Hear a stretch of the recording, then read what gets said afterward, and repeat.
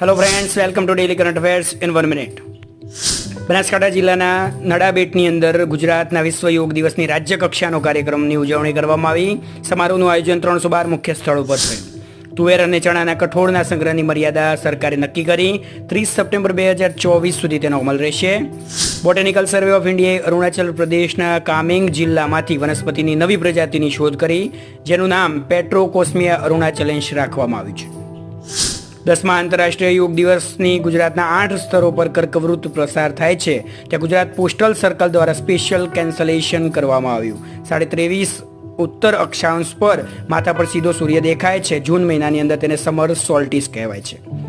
અમદાવાદની અંદર 36 કરોડના ખર્ચે 30 સ્માર્ટ શાળાઓનું ઉદ્ઘાટન થયું.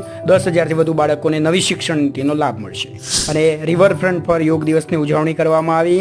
ઘણા લોકોએ નિરોગી રહેવા માટે ભાગ લીધો.